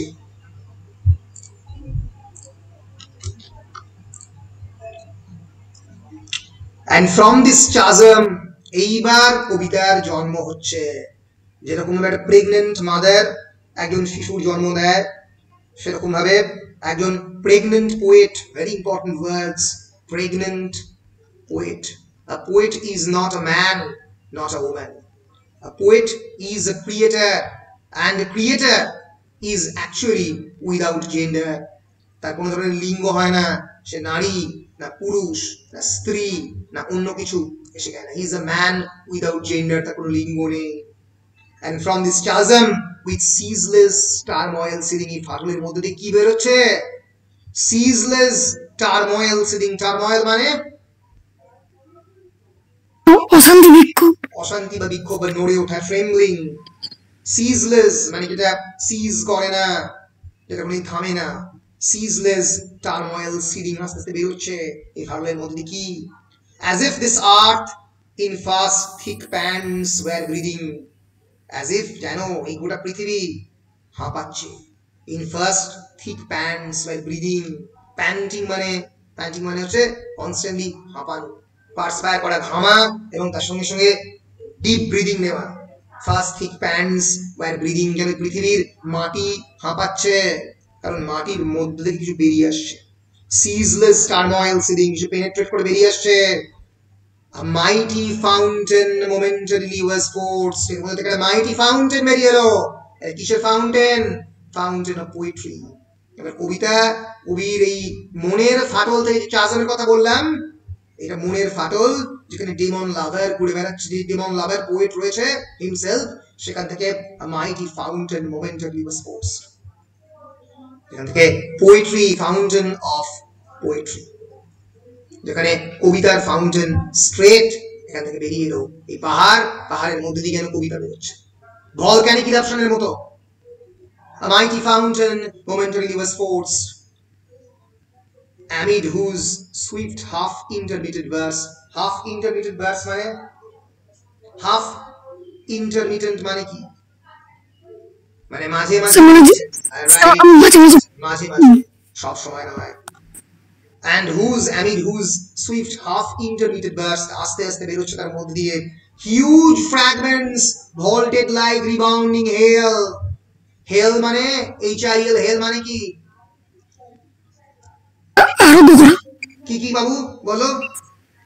স্যার আরোগ্য করা না, ওটা হিলি হয়, ওটা হিলি হয়। স্যার স্বাগত জানাই, স্বাগত ওয়েলকাম করা হবে। এখানে হেল মানে কি? স্যার বরফের টুকরো। রাইট, আইস স্টর্ম, বরফের তুষার ঝড় যখন হয় হেল বলা হয়। হেল অনেক মানে আছে। হেল একটা মানে বড় বড় টুকরো গোল গোল হয়ে বেরিয়ে আসছে, এরকম হতে পারে। বড় বড় টুকরো, এর মধ্যে দিয়ে গোল গোল অবস্থা বেরিয়ে আসছে, একবার বেরোচ্ছে একবার থামছে, একবার বেরোচ্ছে একবার থামছে। কবিতা তো স্পন্টেনিয়াসলি সবসময় বেরোয় না, মানে ফুটে আসছে, এটা বলছো? অ্যাবসলিউটলি। সেখান থেকে forcefully amid whose swift half intermittent burst huge fragments, বড় বড় কণা, বড় বড় দানা, বড় বড় টুকরো, vaulted like rebounding hell, কিসের টুকরো বলেনি, or chaffy grain beneath the thresher's flail। এইটার ফলে তোমরা বুঝতে পারবে কেন half intermediate. chaffy grain, chaffy grain মানে, তোমরা তো বীরভূমের গ্রামের ছাত্রছাত্রী, তোমরা নিশ্চয়ই দেখেছো যে কিভাবে ধানকে তার মানে অ্যাকচুয়ালি চালকে ধান থেকে পৃথক করে। তোমরা দেখেছো একটা বিরাট বড় বড় কাঠের গুঁড়ি দিয়ে তার উপরে বারবার মারা হয়, মারার ফলে এই চ্যাফি গ্রেনটা আলাদা হয়। beneath the thresher's flail, thresher মানে যে থ্র্যাশ করে কনস্ট্যান্টলি, তার ফ্লেল, thresher's flail is actually referring to that instrument through which the grain is being separated। তোমাদের বাংলায় যেটাকে বলা যেতে পারে যে মানে যখন চাল থেকে মানে ধানকে পৃথক করা, মানে ধান ভানা যেটা বলছেন, ভাঙে, সেই এক্সাক্ট টার্মটা আমি ভুলে গেছি, আমি এক্স্যাক্টলি দেখালেই বুঝতে পারবে থ্রেশার ফ্লেল কোন জিনিসটাকে বোঝায়। This is thresher flail. এই যে ধান ভাঙার যে যন্ত্র, বুঝতে পেরেছো, সেখান থেকে মানে মানে মানে মানে ধানটাকে আলাদা করা হয়, চালটাকে আলাদা করা হয়, সেটাকে থ্রেশার ফ্লেল। এই বারবার মেরে মেরে মেরে মেরে মেরে মেরে জিনিসটাকে আলাদা করা হয়। ইয়েস বলো স্যার, ঢেকিটা বলছেন তো স্যার? ঢেকি ঢেকি ঢেকি, ইউ গট মি স্যার, ঢেকি ঢেকি, এক্স্যাক্টলি। সো ঢেকিরই ক্লোজেস্ট কিতে অ্যাপ্রক্সিমেশন। তো ঢেকিতে কোটা হয় মিক্সার গ্রাইন্ডারের মতো। আচ্ছা আচ্ছা আচ্ছা, হ্যাঁ এটাও বলতে পারো ঢেকিতে কোটা হয়, আমি এক্স্যাক্ট বাংলাটা জানি না, কিন্তু এখানে যে ডেসক্রিপশনটা দিচ্ছে thresher flail, that means actually meticulously separating the important things from the unimportant things। সেটা গুরুত্বপূর্ণ জিনিস কবিতার যে জায়গাটা লাগবে সেটা কবি রেখে দেন, যেটা গুরুত্বপূর্ণ নন সেটা আলাদা করে ফেলে দেয়, সেটা গ্রেনের মধ্যে যায় না, সেটা আলাদা করে রেখে দেওয়া হয়, যেটা মানে ভুসি হিসেবে হয়তো গরু কুকুর ছাগলকে খাইয়ে দেওয়া হয়। কবি এইভাবে সেপারেট করে। So huge fragments vaulted like rebounding hail, বড় বড় vault rebounding hail এর মতো তলা থেকে উঠে আসছে, or chaffy grain beneath the thresher's flail। তুই যেরকম একজন সেপারেটার, একজন চাষি, থ্রেশার হচ্ছে যিনি কৃষক, মানে যিনি ধানটা ভাঙেন আর কি, তিনি যেরকম ভাবে আস্তে আস্তে পৃথক করেন, একজন কবিও পৃথক করেন। So it's actually the description of the birth of the poem, and from this chasm with ceaseless turmoil singing, আস্তে আস্তে বেরিয়ে এলো কবিতাটা, as if this earth in first thick pants were breathing, as if এই গোটা পৃথিবীটা, এই গোটা মাটিটা হাঁপাচ্ছে, জন্ম দেওয়ার আগে যেরকম মা হাঁপায়, a mighty fountain momentarily was forced, সেখান থেকে হঠাৎ করে মাইটি ফাউন্টেনের জন্ম হলো, একটা বিরাট বড় ফাউন্টেন, একটা প্রসব যন্ত্রণা পাওয়ার পরে যেরকম ভাবে একটা ফাউন্টেন বেরোয়, amid whose swift half intermittent burst, যে সুইফট হাফ ইন্টারমিডিয়েট বার্স্ট এর মধ্যে huge fragments vaulted like rebounding hell, কবিতার কণা বেরিয়ে আসছে, or chaffy grain beneath the thresher's flail, যেরকম ভাবে chaffy grain beneath the thresher's flail, যেমন থ্রেশার গ্রেন গুলোকে পৃথক করে চালকে, সেরকম কবিও সেভাবে বার করছে। ফলে যদি তোমরা এটাকে একটা কেবলমাত্র physical description of the landscape হিসেবে পড়ো, যে কুবলা খান বসে বসে তার ল্যান্ডস্কেপ দেখছেন এবং দেখছেন যে সেই মাউন্টেনের মধ্যে দিয়ে বিরাট বড় বড় পাথর বেরিয়ে আসছে, তাহলে এই কবিতাটা পড়া তোমার অসম্পূর্ণ থেকে যাবে।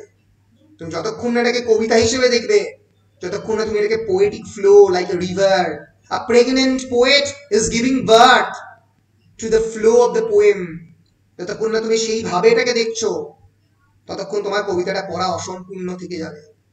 তাহলে বুঝতে পারছো যে কবিতাটার একটা মানে তোমরা ফিজিক্যালি পড়লে, সুপারফিশিয়ালি পড়লে একটা মানে পাবে, এর ভিতরে আর একটা মানে হিডেন অবস্থায় রয়েছে।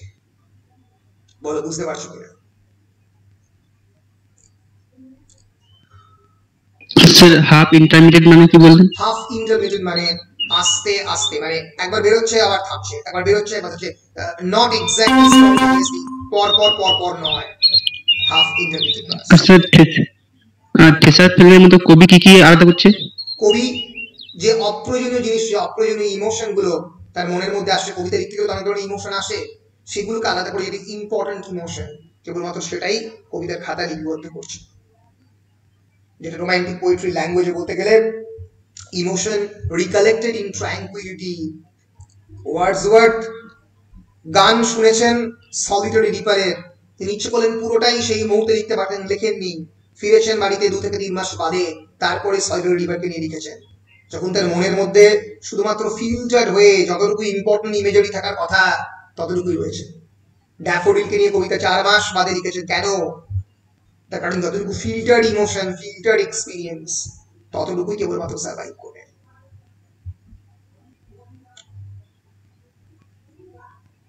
বুঝতে পেরেছ? হ্যাঁ স্যার, ঠিক আছে।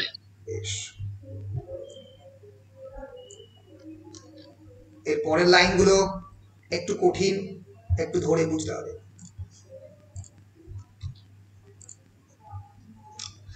Amid these dancing rocks at once and ever, it flung off momentarily the sacred river. এই রক্সের মধ্যে দিয়ে রিভারের জন্ম হলো, অর্থাৎ একটা পোয়েম গিয়ে পোয়েট্রিতে ট্রান্সফর্ম হলো। একজন পোয়েটের এন্টায়ার লেবার, যেটা সারা জীবনের লেবার, সেটা হচ্ছে পোয়েট্রি, সেটা গিয়ে আবার সমুদ্রতে মিশবে, তখন সেটা আসল পোয়েট্রি হবে। সমুদ্র হচ্ছে the works of all the authors, সত্যিকারের লেখকদের ক্যানোনিক্যাল টেক্সট, লিটারেরি টেক্সট, শেক্সপিয়ারের টেক্সট, সেই টেক্সটের সঙ্গে যখন কোলরিজের টেক্সটকে তুলনা করা হবে, তবেই কোলরিজের টেক্সট একটা আসল টেক্সট হবে।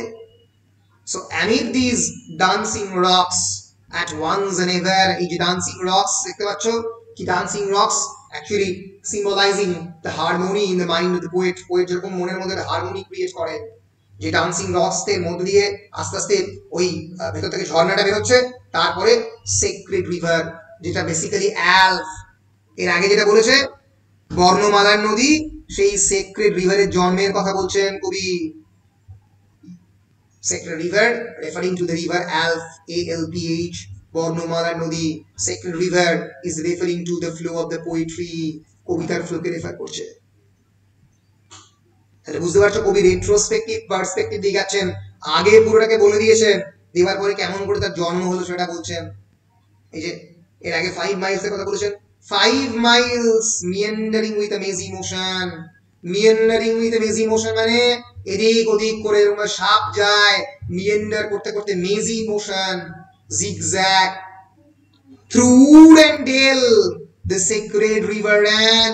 Wood and dale is actually referring to the human life. মানুষের জীবনের মধ্যে অন্ধকার আসে, জঙ্গলের অন্ধকার, জঙ্গলের অন্ধকার মানুষের জীবনে আসে। আবার dale, dale is referring to the valley, উপত্যকা। Dale is basically referring to the valley, উপত্যকা।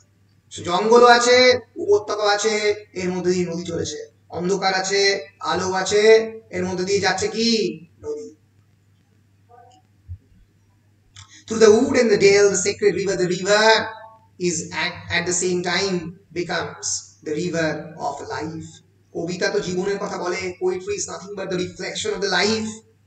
কবিও এখানে জীবনের কথাই বলছেন, জীবনের নদীর কথা বলছেন। আমাদের প্রত্যেক দিনের জীবন, যার মধ্যে আলো আছে, অন্ধকার আছে, সুখ আছে, দুঃখ আছে।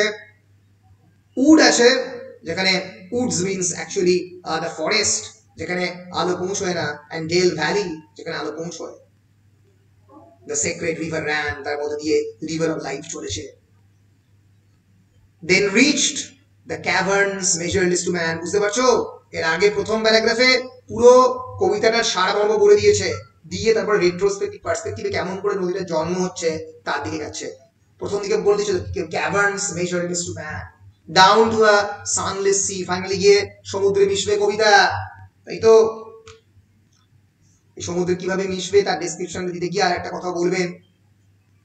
Then reached the caverns measureless to man, এরপরে পৌঁছলো caverns measureless to man, এই river of life পৌঁছলো এমন একটা মনের গহ্বরের জায়গাতে, যেটা caverns যাকে বলি মেজার করা যায় না। It's referring to the unfathomable depths of the human mind. Unfathomable মানে যেটা মাপা যায় না, immeasurable, unfathomable DPTH's depths of the human mind. That is what? That is the caverns measureless to man. এবার এখান থেকে and sank in tumult to a lifeless ocean, তারপরে ওশেনের মধ্যে মিশে গেল অন্যান্য যে বিভিন্ন কবি, তার কবিতার সঙ্গে তার কবিতা এক হয়ে যাবে না, এক হয়ে লোকে দেখবে না তো? এই যে ভয় একজন কবি, এটাই হচ্ছে ocean. Ocean refers to the poems of the all other poets' poems. সেটা পরিষ্কারভাবে বুঝবে এখানে গিয়ে। and amid this tumult, এই শব্দে hard from far, and amid this tumult মানে বিভিন্ন শব্দ, Kubla hard from far, Kubla দূর থেকে শুনতে পেল কি? ancient voices professing war, ancestral voices professing war. ancestral মানে বলো? রাজবংশ। জেনারেলি বংশকে ancestral বলে, রাজবংশীয় বলে দরকার নেই। ancestral actually refers to my কি বলো? দুজনের কথা শুনতে পাচ্ছি না, একজন গোলাপ আমাকে বলবে, তারপরে তাপস বলবো। গোলাপ বলো। স্যার বললাম ancestral মানে পূর্বপুরুষ। তো পূর্বপুরুষ, ইনহেরিটেন্স। হ্যাঁ, তাপস বলছো কি? বলো। স্যার আমি স্যার ওটাই বলছিলাম, পূর্বপুরুষ। ancestral voices professing war মানে কি?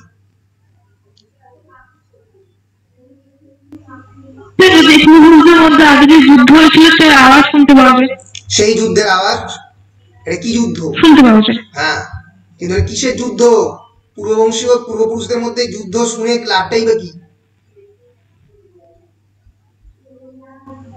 কিভাবে শুনবে পূর্বপুরুষদের যুদ্ধের কথা?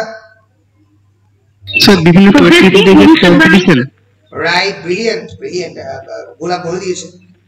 ancestral voices is actually referring to the creation of the other poets, and poets like Milton, poets like Shakespeare, যারা কোলরিজের আগে কবিতা লিখেছেন। ancestral voices, কবিতার তো একটা নিজস্ব বংশ আছে, কবিতাতে ইনহেরিটেন্স হয়েছে। কবিও তো অন্য কবির দ্বারা প্রভাবিত হন, সেই প্রভাবকে বাদ দিয়ে কবি কবিতা লিখতে চেষ্টা করেন। এটা একটা নতুন কনসেপ্ট রয়েছে, এই কনসেপ্টের কথা বলেন Harold Bloom, HAROLD, Harold Bloom. Harold Bloom তার একটা বিখ্যাত থিওরি ছিল, it's known as anxiety of the influence, ANXIETY of influence. তোমরা কি এই থিওরিটার কথা জানো বা শুনেছো নামটা?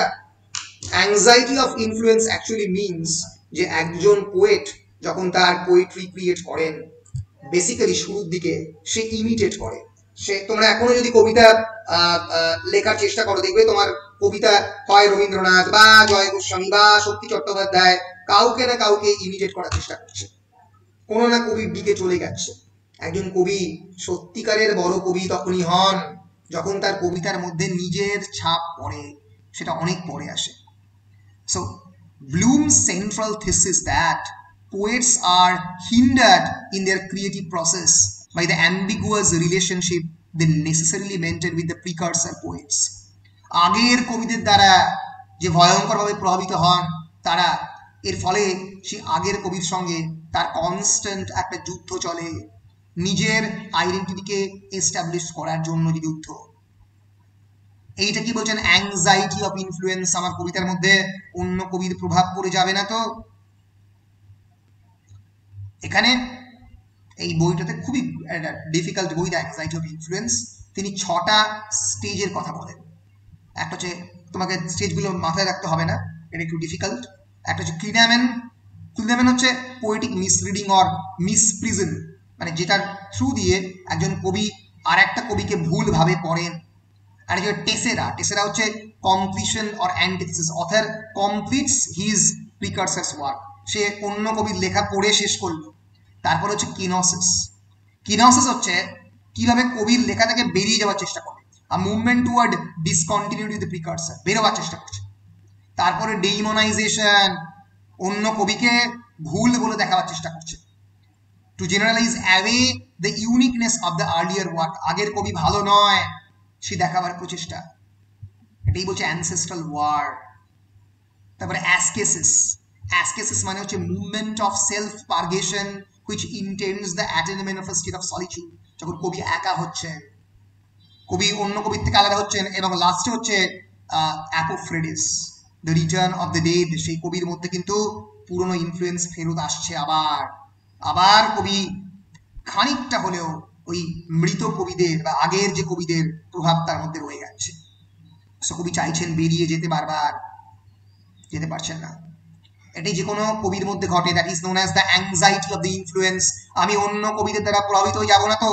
আমার ইমমর্টালিটি অন্য কবিতাকে কেড়ে নেবে না তো? আমার যে কবিতার থ্রু দিয়ে অমরত্ব, আমি যে অমর করবো আমার বন্ধুকে, আমার মাকে, আমার বাবাকে আমার কবিতার মধ্যে দিয়ে, সেটা অন্য কবিরা একই রকম কবিতা লিখে আমাকে অন্যরকম আবার অমরত্ব আমার কেড়ে নেবে না তো? এই যে constant anxiety of the influence একজন কবি ফিল করেন তার সারা জীবন জুড়ে, and that is known as the ancestral voices prophesying war. পুরনো যে কবি, be it Shakespeare, be it Milton, be it John Dryden, তারা কেন কোলরিজকে যুদ্ধ ঘোষণা করছে? কারণ এরা সবাই মারা যেতে পারে, কিন্তু এদের কবিতা রয়ে গেছে। তাহলে কবিতা একটা কবিতার সঙ্গে যুদ্ধ করে, কনস্ট্যান্ট কম্পিটিটিভনেসে নামে, কনস্ট্যান্ট কনফ্লিক্টে যায়। The poetry wages war, poetry engages into war, কবিতা যুদ্ধের মধ্যে এঙ্গেজড হয়। এই যে যে রিভারের জন্ম হলো, সেটা হচ্ছে কবিতার রিভার। সেই কবিতার রিভারের সামনে দাঁড়িয়ে, যেটা লাইফলেস ওশানের মধ্যে মিলছেন, সমুদ্রের মধ্যে, যেখানে অন্যান্য কবিদের লেখাও আছে, সেখান থেকে কুবলা শুনতে পেলেন, sank in tumult of to a lifeless ocean, and amid this tumult Kubla heard from far ancestral voices prophesying war. অন্যান্য ভয়েসরা যেন তার কবিতার বিপক্ষে যুদ্ধ ঘোষণা করেছে। বলো পরিষ্কার কিনা?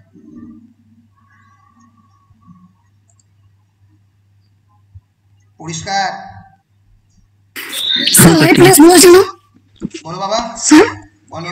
স্যার লাইফলেস কেন বলেছে? Lifeless সিম্বলাইজিং the anxiety of the death, মানে কবিতার মৃত্যু। কবি কোনো কিছুকে ইমমর্টালাইজ করতে পারবে না, পারছে না। লাইফলেস ওশান, লাইফলেস ওশানের দিকে তার কবি দেখাচ্ছে না তো? মৃত যারা কবি, তাদের কবিতা মৃত হয়ে গেছে, সেই দিকে আমার কবি দেখাচ্ছে না তো? এই যে অ্যাংজাইটি, সেই অ্যাংজাইটি পোয়েট ফিল করছে এবং সেখানে ওয়ারের কথা ভাবছে। পরিষ্কার? গ্রেট। লুপ্ততা বলছে তো? লুপ্ততা। কবির পোয়েম হয়তো অবলুপ্ত হয়ে যেতে পারে, অ্যাবলিশ হয়ে যেতে পারে, অ্যাবলিশনের দিকে যেতে পারে। তার জন্য তার মনের মধ্যে কনস্ট্যান্ট কনফ্লিক্ট। তোমরা যদি কেউ কোনোদিন সময় পাও, যারা মানে পরবর্তীকালে লিটারেচার নিয়ে পড়তে চাও, তারা একটু anxiety of influence, theory of poetry, Harold ব্লুমের এই যে বইয়ের ওপরে যে উইকিপিডিয়া আর্টিকেলটা রয়েছে, আমি এটা লিঙ্কটা তোমাদের চ্যাট বক্সে দিয়ে দিচ্ছি।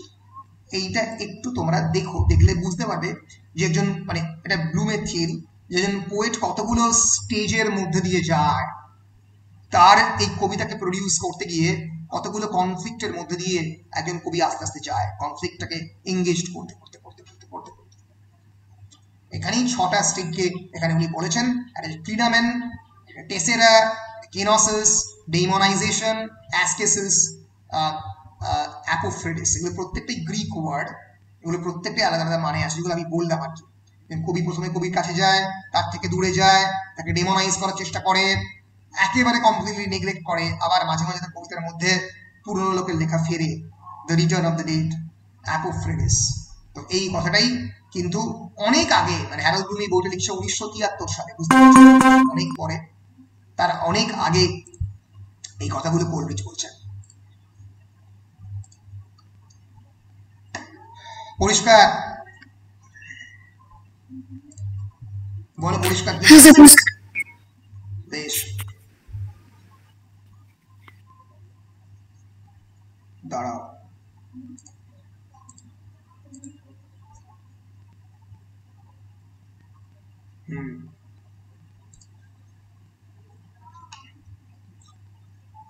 The shadow of the dome of pleasure floated midway on the waves. Dome of pleasure, এটা তো ডোম, তাই তো? ডোম অফ প্লেজার, যেটা কুবলা খান ক্রিয়েট করতে বলেছেন, যেখানে বিভিন্ন ধরনের আর্টের পারফরমেন্স, যেটা ডান্স হোক, মিউজিক হোক, অন্য সবকিছু এর মধ্যে হবে এই ডোমের মধ্যে। গম্বুজ আকৃতির জিনিস, তোমার কেন ইসলামিক আর্কিটেকচারে গম্বুজ ক্রিয়েট করা হয়।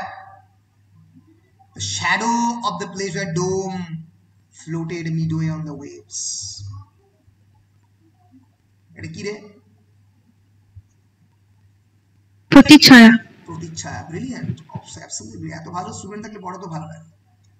এই যে এটা হচ্ছে নদী বয়ে গেছে, তার মধ্যে এই ডোমের প্রতিচ্ছায়া পড়েছে। Shadow of the pleasure dome floated midway on the waves. Where was heard the mingled measure from the fountain and the caves? যার মধ্যে থেকে শোনা যাচ্ছে mingled measure মানে যতটা মিউজিক দরকার ততটা। measure means music here. Fountain and the caves, সেই ফাউন্টেন যেখান থেকে বেরিয়েছে কবিতা, and the caves যেখান থেকে নদীর জন্ম, সেখান থেকে mingled measure বিভিন্নভাবে সেই মিউজিকের কম্পন শোনা গেছে, মিউজিকের ভয়েস শোনা গেছে। This is the sign of the music, শোনা গেছে। বলছি it was a miracle of a rare device. It's a miracle, এটা ক্রিয়েট করা যায় না এই গম্বুজটা। কেন? It's a miracle of a rare device, a sunny pleasure dome with the caves of ice, যার উপরে সূর্য উঠেছে, সূর্য তার বিরাট রঞ্জন রশ্মি এর উপরে ফেলছে। This cave is made of the ice. এটা কি আদৌ ক্রিয়েট করা পসিবল? এটা কি আদৌ কারোর পক্ষে ক্রিয়েট করা পসিবল যে যার মধ্যে সূর্য রশ্মি ফেলছে অথচ এই কোনোভাবে এই গম্বুজটা গলছে না? It is a miracle of rare device, a sunny pleasure dome with the caves of ice। 5 নম্বরের প্রশ্নে পড়ে it actually refers to the poetic creation। এটা পোয়েটিক ক্রিয়েশনকে রেফার করছে, যে পোয়েটিক ক্রিয়েশন কোনোদিন গলে না সূর্য রশ্মিতে, কোনো তাপে চাপে কখনো গলে না, কখনো ডিস্ট্রয়েড হয় না। The undestroyable poetic creation, a sunny pleasure dome with the caves of ice, it refers to actually the creation of the poet। আমি এই কবিতার এই অংশটা পড়ার পরে এই অংশটা একটু পরে পড়ে এইখানটা একটু আগে পড়ে দেব।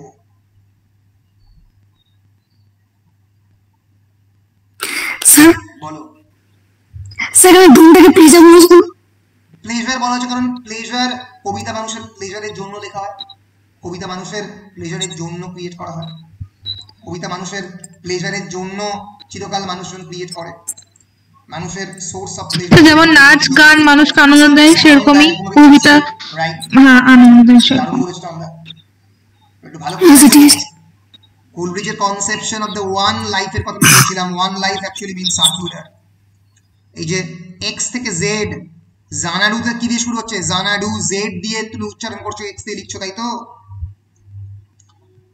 যদি কোনোদিন একজন কবি যদি জানাডু জেড দিয়ে শুরু হতো, তাহলে এই যে পুরো প্লেজার ডোমটা, এই যে the shadow of the pleasure dome floated midway on the waves, তাহলে ওয়েভ আর ফ্লোট করতো না, তাহলে এটা একটা কমপ্লিট সার্কেল হতো, কমপ্লিট সার্কেলে পরিণত হতো এটা।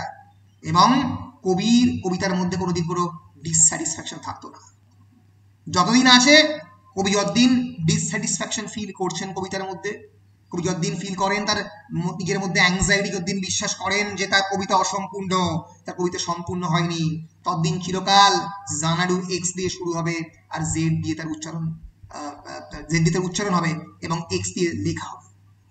There falls the shadow between the conception, এলিয়টের বিখ্যাত line, between the conception and the creation। আমি যা ভেবেছি এবং যা তৈরি করেছি তার মধ্যে সবসময় একটা ফাঁক থাকবেই, রোমান্টিক চাজম যাকে বলছেন, ফাটল থাকবেই, থাকতে বাধ্য। তাহলে এই যে pleasure dome, it signifies the one life. Shadow of the pleasure dome floated midway on the waves. Shadow চিরকাল ফ্লোট করবে, চিরকাল আমার কবিতার মধ্যে অসম্পূর্ণতা থাকবে, চিরকাল আমি বিশ্বাস করবো আমার কবিতার মধ্যে ভুল আছে। তাই shadow of the pleasure dome floated midway on the waves.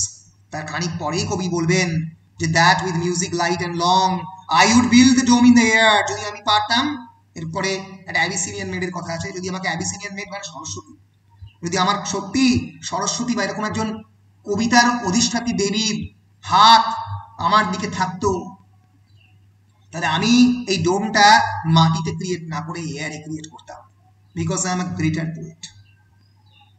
আমি এয়ারে ক্রিয়েট করতাম। আমি আকাশে কি কোনোদিন ডোম ভাসে? কোনো ডোম কি কোনোদিন আকাশে ভাসতে সম্ভব? সম্ভব নয়। কবিতা ভাসতে পারে, যে কোনো পোয়েটিক ক্রিয়েশন, যে কোনো সিক্রেট আর্ট, যে কোনো পারফর্মিং আর্ট ভাসতে পারে, কারণ তার ইমাজিনারি ফ্যাকাল্টি রয়েছে, তার হারমোনিক ক্রিয়েট করার ক্ষমতা রয়েছে। তাহলে বুঝতে পারছো, এই আঁকাটার থ্রু দিয়ে আমি এঁকে দেখাবার চেষ্টা করলাম যে why it was a miracle of the rare device, a shiny pleasure dome with the caves of ice. মানুষের জীবনে যেরকম যন্ত্রণা, আলো, অন্ধকার, সুখ দুঃখ সবই সমানভাবে থাকে, কবিতার মধ্যে থাকে। সেখানে আইসও আছে, আবার সান রেও আছে। এবং সেজন্য it floated midway on the waves, ওয়েভের মধ্যে ভাসছে। যদি সম্পূর্ণ হয়ে যেত তাহলে সার্কুলার হতো। বুঝতে পারছো? বলো বুঝতে পারছো কিনা? হ্যাঁ স্যার। বুঝতে পেরেছি, বেশ বেশ বেশ। স্যার একটু কঠিন। কঠিন তো বটেই, যে কোনো সত্যিকারের কবিতা কঠিন। যদি তুমি সেই কবিতার স্যার একটু বলো বলো যে কনসেপ্টটা আমি এখনো বুঝতে পারলাম না। সংজ্ঞা কেটে কেটে আসছে বাবু, আরেকবার বলো। স্যার বললো যে এক্স টু জেড এর কনসেপ্টটা আগে বোঝাতে। এক্স আর যেটা আপনি বললেন, আচ্ছা হ্যাঁ ওটা বুঝিয়ে গেলাম। দেখো, যে কোনো কবির জীবনে এক ধরনের ল্যামেন্টেশন থাকে। Lamentation is a permanent thing in a poet's mind. Lamentation, LAMENTATION, কিসের lamentation? The lamentation for dissatisfaction. Dissatisfaction, যে কখনো আমি আমার লেখার মধ্যে কোনো সম্পূর্ণতাকে অ্যাচিভ করতে পারি, থাকতে বাধ্য। সেটা যে মহাভারতের রাইটার ধরা যাক আমাদের কৃষ্ণ দ্বৈপায়ন ব্যাসদেব, তিনিও বারবার অনুভূত হয়েছেন, অন্যান্য কবিও পড়েছেন, যে আমি যা ভাবছি এবং আমি যে লিখতে চাইছি তার মধ্যে একটা গ্যাপ থাকছে। সেটা কোলরিজের মধ্যে হচ্ছে।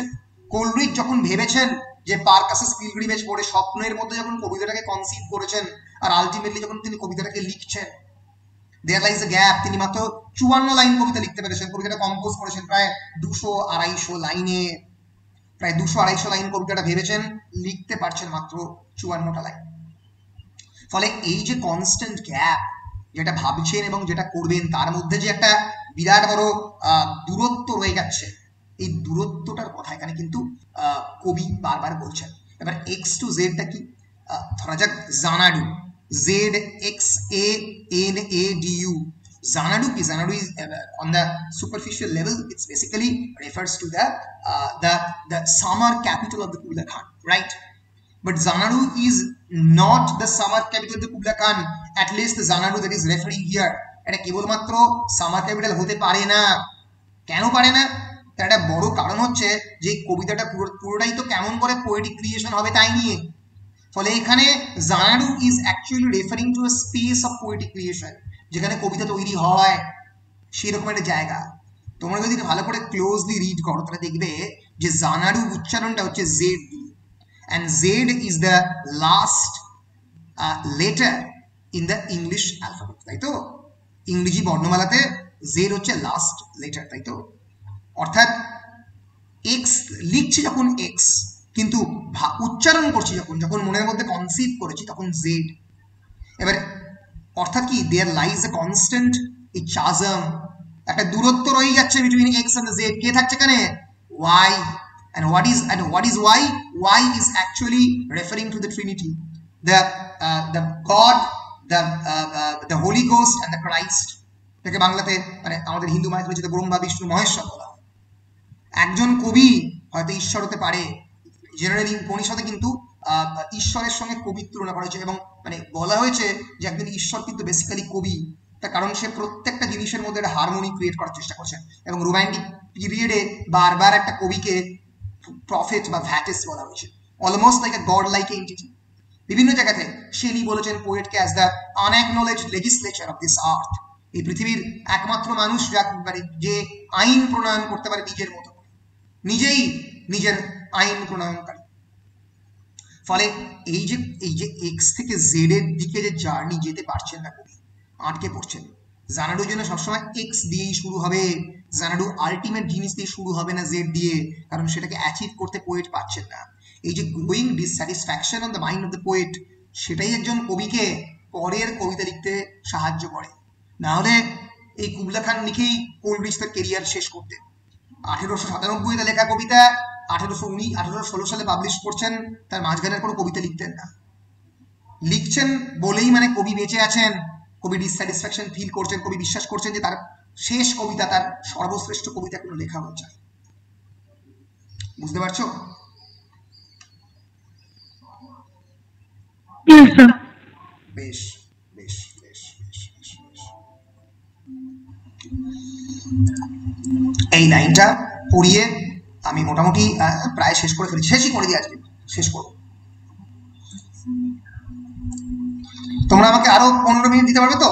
বলো।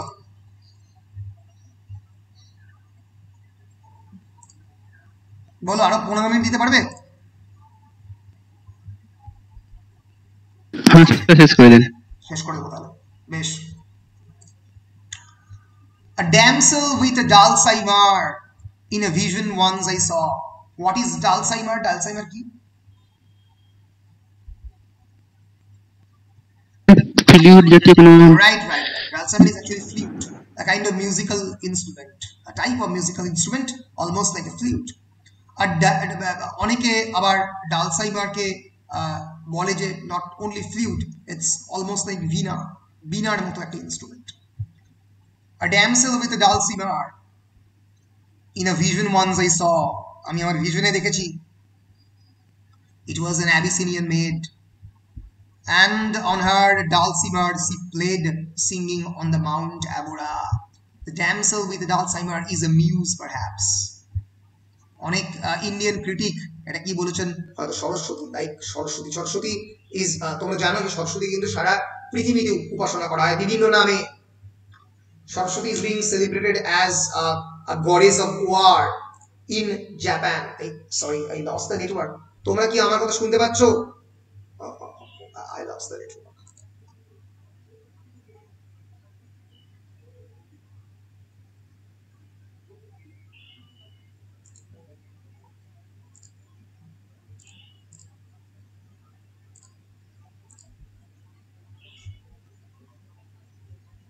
পেলাম না।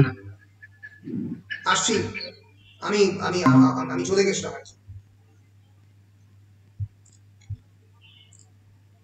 শুনতে পাচ্ছ আমার কথা? হ্যাঁ স্যার শুনতে পাচ্ছি। আমি চলে গেছিলাম আর কি, আবার ফিরত এলাম, মানে ইন্টারনেট ডিসকানেক্ট হয়ে গেছিল somehow। বেশ, তো এবার আমার কথা শুনতে পাচ্ছ তো? হ্যাঁ স্যার। বেশ।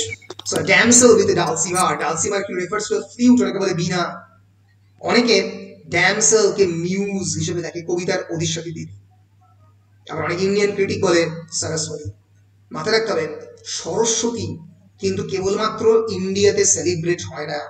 Saraswati is a war goddess in Japan. মালয়েশিয়াতে সরস্বতী আমাদের মতো সরস্বতী। অ্যাবিসিনিয়াতে প্রথম মানুষ ক্রিয়েটেড হয়েছিল, আমরা যেটাকে ইথিওপিয়া বলি এখন। সেখানে Saraswati is being celebrated as the goddess of the literacy দেবতা হিসেবে অ্যাবিসিনিয়াতে সরস্বতীকে সেলিব্রেট করা হয়। Saraswati is not only every goddess is basically a prototype মানে একটা আদি সত্তা। প্রোটোটাইপ কি মানে ধরা যাক যদি আমরা ইন্দ্রের আদি সত্তা খুঁজতে থাকি তাহলে অনেক স্যার জাপানে স্যার ওয়ার দেবী, জাপানে ওয়ার গডেস, নামটা ইয়োকাহামা নাকি নামটা ভুলে গেলাম, তারা দেখলেই বুঝতে পারবে। এটা খুব ইন্টারেস্টিং। আমি পরবর্তীকালে যখন দেরিতে পড়াবো তখন আমি এটাকে ট্রেস হিসেবে পড়াই, মানে একটা কালচারের ট্রেস বিভিন্ন কালচারের মধ্যে থেকে যায়। এই যে Saraswati war goddess, GODES in Japan. অন্য নামটাই অন্য। গেস বেনজেটেন বা বেনটেন বলা হয়। জাপানিজ বুদ্ধিজম তাকে এই ওয়ার গডেস বানিয়েছে। Hindu goddess Saraswati. Benzatian is a Japanese Buddhist goddess who originated from the Hindu goddess Saraswati. Worship of Benzatian arrived in Japan during the 6th century, 8th centuries. তার মধ্যেও কিন্তু বীণা রয়েছে, কিন্তু basically she is an war goddess. বীণা নিয়ে কিন্তু ঠিক আছে, flute নিয়ে। ফলে এই যে মানে একটা কালচার থেকে আরেকটা কালচারে চেঞ্জ হয়ে যাচ্ছে প্রত্যেকটা সংস্কৃতি, সেই জায়গাটা কিন্তু আমাদেরকে বুঝতে হবে। অ্যাবিসিনিয়াতে বীণা হাতে, বীণা রঞ্জিত পুস্তক হস্তে, পুস্তক নেই হয়তো, কিন্তু অ্যাবিসিনিয়াতে she is the goddess of the literacy, the goddess of the creation. কবি ইমাজিন করছেন আ ড্যামসেল উইথ ডালসাইমার, অর্থাৎ এমন একজন নারীকে যে নারী তাকে ক্ষমতা দেবে এমন একটা কবিতা লেখার যা অমৃতে রূপান্তরিত হবে, that can transform into elixir, যা অমৃতে পরিণত হতে পারে। বুঝতে পেরেছো? It was an Abyssinian maid, and on her dulcimer she played, singing of Mount Abura. Mount Abura is the first mountain, যার মধ্যে অনেকে বলে প্রথম মানুষের চিহ্ন পাওয়া যায়, ইথিওপিয়াতে প্রথম নিয়ারনেটাল ম্যানের চিহ্ন পাওয়া যায়, first man. Singing of the mount Abora, mount অ্যাবোরার কথা গাইছিল। Could I revive within me her Symphorian song? আমি যদি আমার মধ্যে তার গানটাকে আবার রিক্রিয়েট করতে পারি, to such a deep delight it would win me, তাহলে আমাকে সেই গানটা এমন একটা জায়গায় নিয়ে যাবে, আমি সেই গানটা দিয়ে আবার কিন্তু নতুন কিছু তৈরি করতে পারি, নতুন কিছু ক্রিয়েট করতে পারি। আমি সেই গানটা দিয়ে হয়তো ওই এক্স এবং জেড কে একটা জায়গায় মিলিয়ে দিতে পারবো, আমার হয়তো জানানো শুরু হবে জেড দিয়ে। ফলে a damsel with a dulcimer is basically referring to the inspiration of the poet. Poetকে যে ইন্সপায়ার করবে, যে মিউজ, তাকে এখানে কবি রেফার করেছেন damsel with a dulcimer.